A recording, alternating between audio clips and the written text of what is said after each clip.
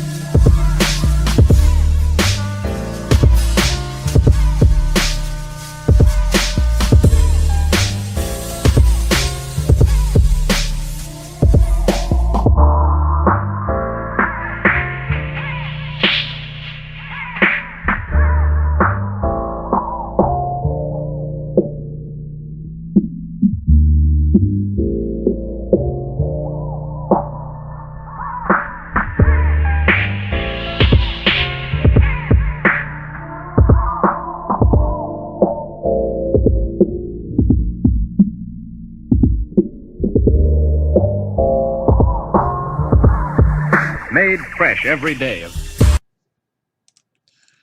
What's going on? This your boy KCFL King set for Life Wrestling Takes. Man, I apologize. It's 2 days later. Yesterday I was busy like a bug. I was out in the city handling business.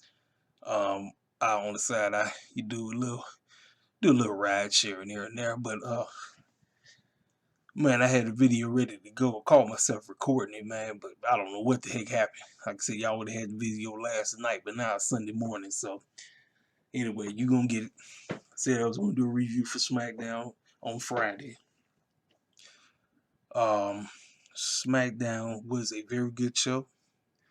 I got my complaints about what went down.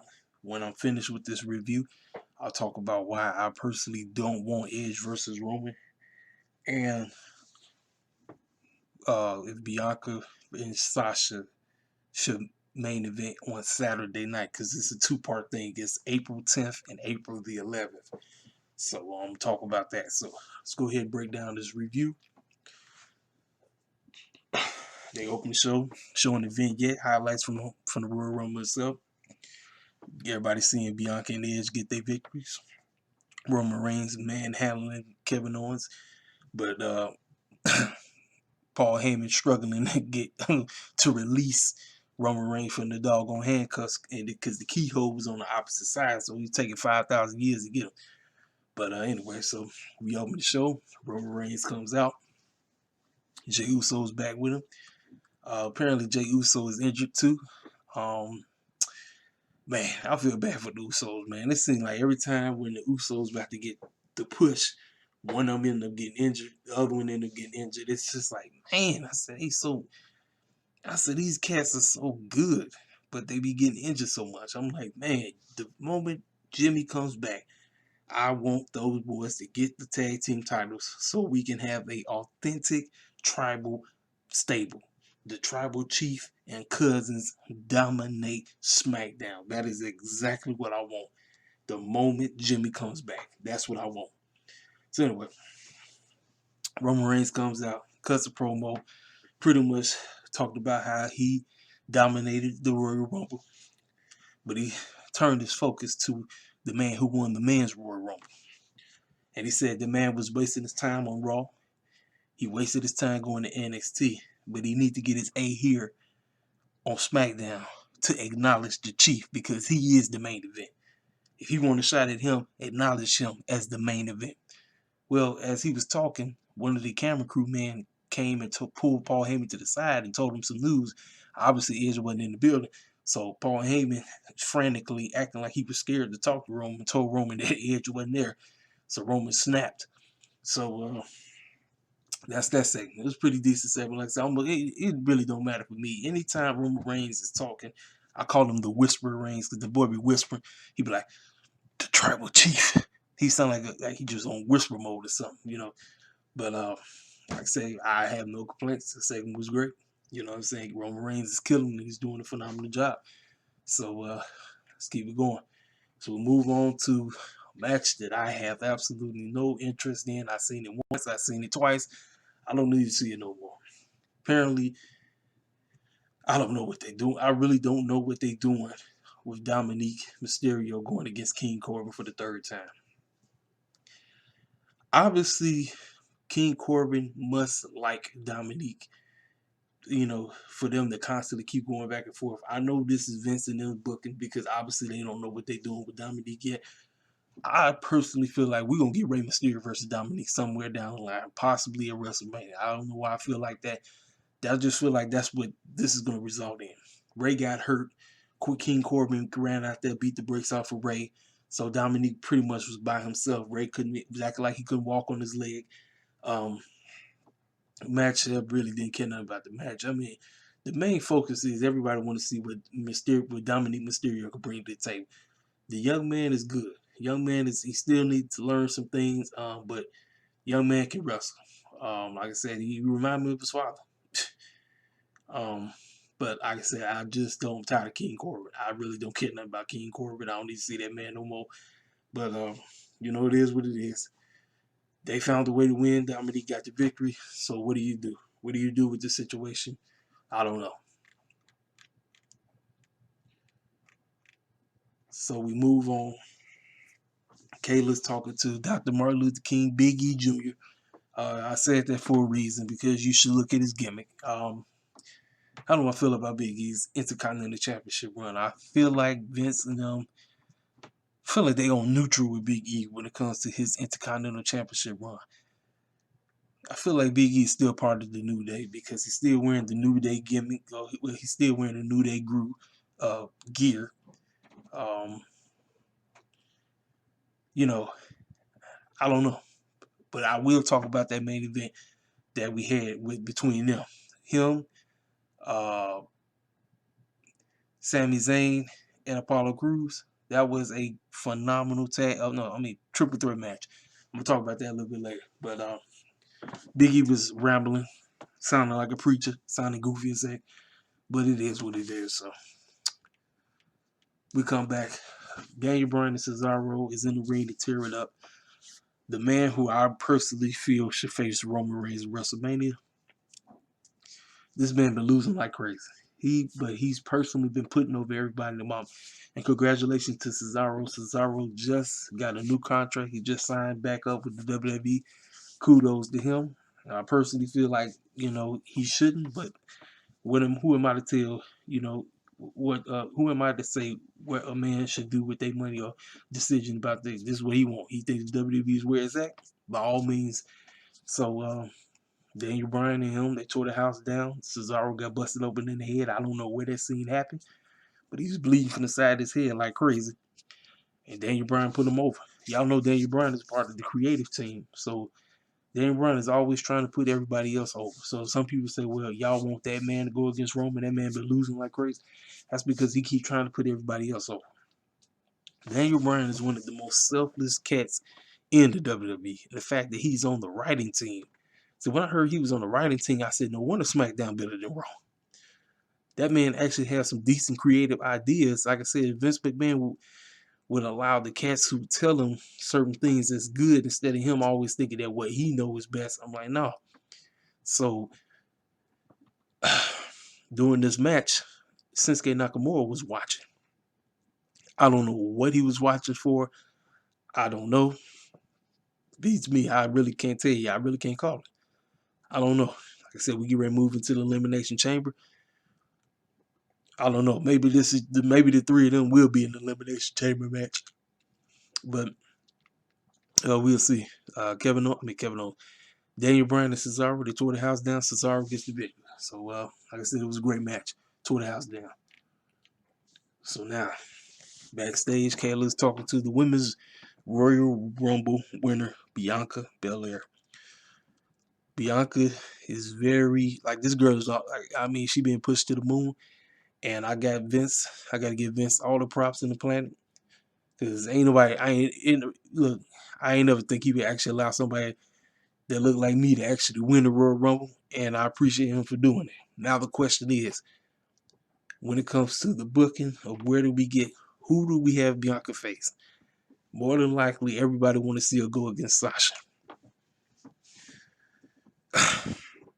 Listen, if they do, man, it's gonna be hard, man, because Sasha can't lose, and you want to see Bianca succeed. So I don't know, man. I don't know. I'm torn, man, because this is something that we've never seen before. We never seen two cats that look like us in the main event scene wrestling over a main event title. It's always been one of the mid card titles, but it's never been one of the main event titles. And the fact that fans are pushing for Vince and them to allow Sasha and Sasha and Bianca to main event night one on WrestleMania, which would be the Saturday night. Which for me, if they do, that's something that's special. That is something that is very special. That I don't think we would ever. I don't. I can say personally, I don't. If Vince and them allow it, once again, just like what happened in WrestleMania 35, I'm gonna give him props for it.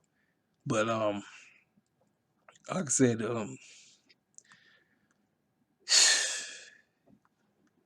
man,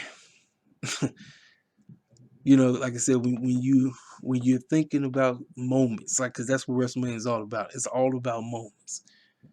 I heard certain cats talk about how this shouldn't be in the main event scene. Man, listen, it's always some food. It's always running his mouth, or they mouth, or whoever, trying to say that certain cats should be in the main event scene. I'm like, you know what, man? Days for that foolishness is out the door. I don't give a care. Everybody in the moment can be in the main event scene. It don't matter. So the fact that people and fans want to see Bianca and Sasha tear the house down, that would be great if they go that route. But at the end of the day, Sasha can't lose. She can't. Now, if you throw Bayley in there, if you make it a triple threat, Bayley must take the pinfall. Sasha cannot be pinned. Because if that's the case, Sasha and Bianca both look strong. They will all have their moment. Every single one of them. Every single one of them. Bayley don't mind, because I believe Bayley won the WrestleMania before, but Sasha has never had her moment. She's 0-5 at WrestleMania, if I'm not mistaken. And then, like I said, this will be Bianca's second appearance at WrestleMania, because her first appearance was last year. This will be her first match, and the fact that it's the main event for night one, that's historic in itself. So if they go that route, kudos to Vince and them. If not, we shall see. Personally, this is what they need to do. Play the field, just like how you doing with Edge. You have Bianca show up on Raw. Call Oscar out and say, Oscar, I got with this win in Royal Rumble. I can challenge you at WrestleMania. You know that. Then she can run over to NXT and say, EO, do you know even though I don't go, she can say, I know I don't go here. Remember how she said, you don't go here? She can say, I know I don't go here no more, but you do know I can challenge you for that NXT championship because I never won it. See, play the field. You got so long of time before we get to April 10th. So long of a time. Play the field with Bianca. Just like how you do with Edge. Play the field with Bianca. I would do the same thing. I'll have her show up on Raw. Say, Oscar, you on the clock. Then she run over here to Io Shirai. Io, you on the clock. Just play the field. Because apparently ain't nothing written in stone. So, but she told Kayla, she said, everybody and their mama want me to make up my mind. I said, if I would have listened to what everybody else told me to do, I wouldn't be where I am today. So she said, I'm gonna make my decision real soon. So they showed a vignette, let you know that the fake Messiah, Seth Rollins, is on his way back, and he'll be back next week. So we get to Bayley versus Ruby Riott with Liv Morgan in her corner, and Billie Kay on commentary. Billie Kay don't do nothing for me. I personally think they should have never broke her up from Peyton Royce. Because I don't even think Peyton Royce doing nothing either. So why break them up if you're not doing nothing with either one of them? She's sitting over there on commentary sounding completely silly, talking about, I got these pictures, you want to sign my autograph and all this stuff. Meanwhile, the match itself was good. Ruby Riott and Bayley put on a good match, but apparently it was too short. I said, Vince, give these girls about 12 minutes. Give them about 15 minutes to showcase what they got. Bayley is great. Ruby Riott, I personally felt Ruby Riott and Liv Morgan should have been going up for the women's tag team titles when they had the opportunity, but Vince McMahon passed up on it. They said, let's go ahead and give it to Shayna Baszler and Nia Jax, but it is what it is. Bayley ends up winning thanks to Billie Kay getting in and getting involved and costing her. She keeps on costing Ruby Riott. Now, apparently she was supposed to be teaming up with Ruby Riott and Liv Morgan, but she keeps on costing them week in, week out. So as Bayley walks off, Bayley running her mouth, talking about ding dong this. Listen, I think this heel run for Bayley has been phenomenal. I think this was one of the best decisions they made.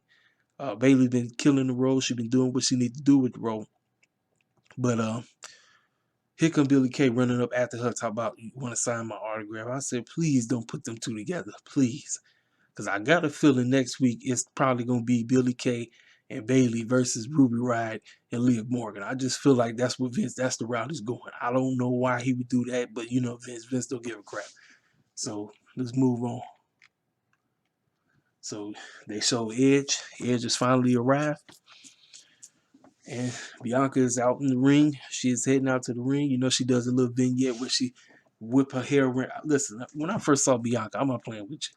I thought about Willow Smith with the song. I whip my hair back and forth. I'm serious. When she be spinning her ponytail around and doing all that crazy stuff.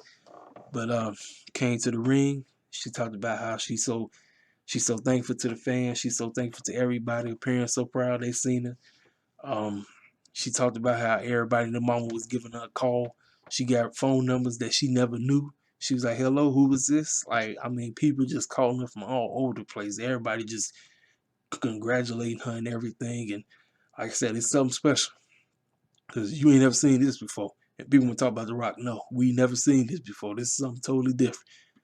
Something totally different. So as she's rambling on, talking about what's going to be her decision, who she going to pick, the moment she mentioned Sasha Banks, here come Reginald, which is, I call him Virgil 2.0. If you know who Virgil was, that was Ted DiBiase's lackey. This is Virgil 2.0. He came out there running his mouth, talking about some, just because you win a Royal Rumble don't mean you could beat Sasha. I'm like, oh no. I said they already planting the seeds, make you think she is going to be. I'm like, no. Sasha don't need to be losing at WrestleMania. I'm trying to tell you, man, that girl needs to go through WrestleMania.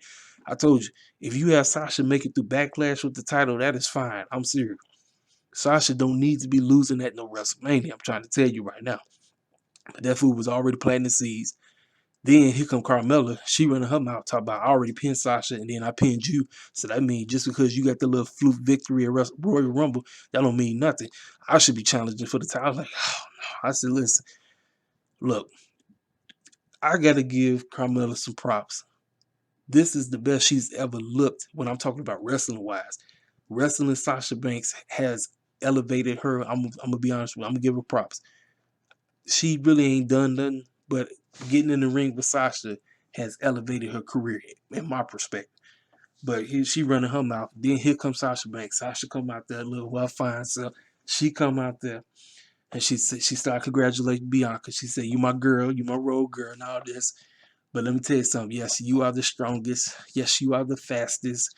But the best? Nope, you ain't the best. I am. So let me tell you something.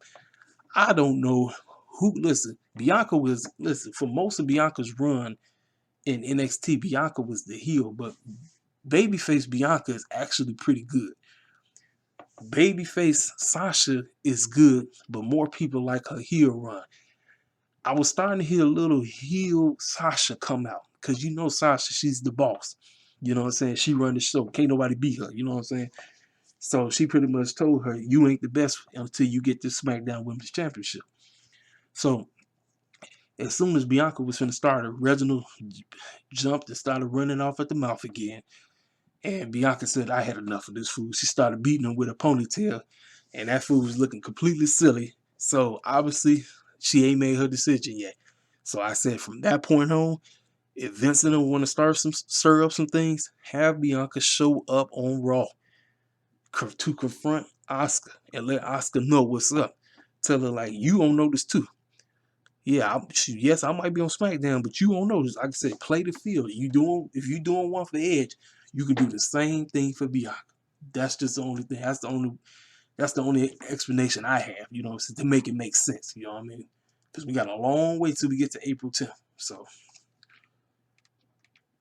okay. So in the back, Kayla talking with Sami Zayn. Sami Zayn pretty much still running around talking about he's been facing a lot of injustices since he technically is still the Intercontinental Champion. He never lost it, quote unquote. Big E's not the Intercontinental Champion, and that he gonna beat him later on because later on it was gonna be a triple threat between him, Apollo Crews, and Big E. All right. So then we got this tiresome tag team match. Man, look, why did they break up Otis and Tucker just to throw him with Chad Gable? It don't make no sense. But like I said, that's Vince. Vince pick and choose when he want to make certain things make sense. I didn't care nothing about this tag team. Dolph Ziggler and Robert Roode. Man, how the mighty have fallen. Robert Roode, a.k.a. Bobby Roode, this man was great when he was in Impact. And his run in NXT was actually pretty decent. Then he came up to the main roster, and they have done absolutely nothing with this man. Him and Dolph Ziggler, man. I can't, man.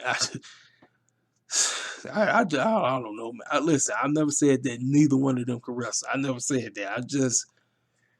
It's just tiresome, man. So anyway, we got this silly match going on. Meanwhile, on commentary, you got the Street Profits, Montez and Angelo Dawkins acting a complete fool like they always do, shucking and jiving, being goofy. I'm like, here we go again. I said, oh my goodness. I said, I just can't, man. Listen, I told you it's one thing to be silly, and then with them, they just take it overboard. They called the whole match. Dolph Ziggler and Robert Roode end up winning. What else can I say? I really don't have nothing else to say, man. Nothing. So we move on. I didn't even watch the segment. We fast forward this segment about Hulk Hogan versus Andre the Giant 33 years ago, over 33. Now it's funny. Now look, hold up. Let me stop. I was about to start talking some conspiracy. I ain't gonna go that route. I ain't even finna talk about that. But Hulk Hogan situation. If the man was sincere, I think more people would have forgiven him already. But a lot of people, they don't care nothing about Hulk Hogan. They don't. Like I said, the man did. He is responsible for WWE being in the position where they are. Let's just call it what it is. He really is. But who really gave a crap about this segment? I know I did. I know dang well I ain't care nothing about it. That's why I fast forward. I said, why y'all talking about this? It's not even worth it. But they put it on there. They felt they had to do it. I didn't care nothing about it. So it is what it is, man. So you see Edge in the back. Edge handshaking Shinsuke Nakamura. Like I said, he letting everybody know he in the house because you know Smackdown is the house that he built. I know as AJ, he run around saying that, but Edge ran Smackdown, especially doing the Attitude Era and mainly through Ruthless Aggression Era. Edge ran Smackdown. That was his show. So he definitely had the right to be there. So we get to this awesome match. This triple threat was great. The three of them beat the brakes off each other. Apollo Crews was standing out. Man, my question is, where did everybody go from here? Where do everybody go? Because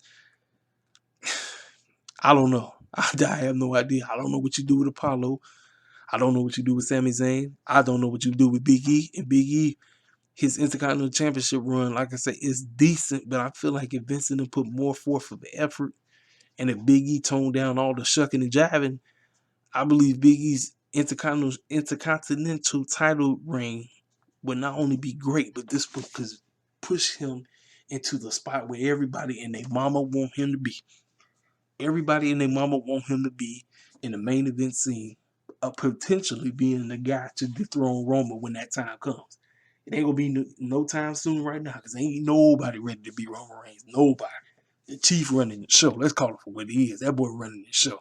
Ain't nobody ready to beat Roman Reigns. I'm just saying it for what it is. But three of them tore the house down. Apollo Crews is stand out in this match. Big E retains his title. So now, you think you know me hits. Edge come out there.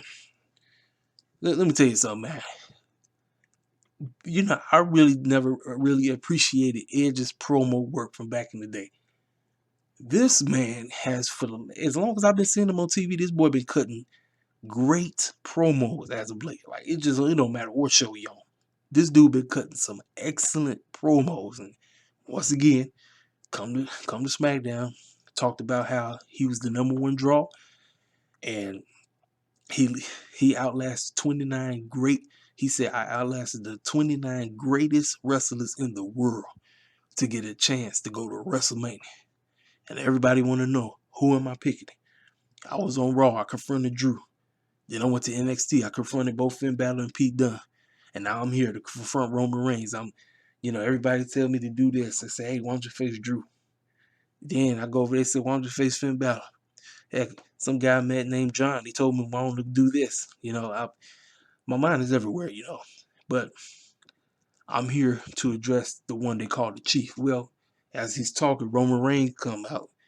And as he's coming out, you see Jey Uso over there, sizing the man up, walking out there like he danced to some rap track or something. I'm like, he looking goofy as heck. But like I said, man, listen, Jey Uso being in this scene with Paul Heyman and Roman Reigns has elevated him. I just wish my man was getting wins, not losing 24/7. But that man deserves a title shot at the main title. He deserves a title run. I'm serious. He really does. So anyway, Roman gets in front of him, and Roman tells him, so you won the Royal Rumble. That means you get a shot at WrestleMania in the main event. Well, I am the main event. He said, fool, you better acknowledge me as the guy. Acknowledge me. As soon as he said acknowledge me, now I thought we was finished with the storyline, but apparently we're not. Kevin Owens came out the woodwork and stutter and laid him out. So we didn't get no type of answer from Edge. So obviously this is going to continue on. So Edge will be on Monday Night Raw to say whatever comes to mind. This was a great show. Listen, Kevin Owens versus Roman Reigns 1 through 3 was great. When it was the third part, to me that was the finale.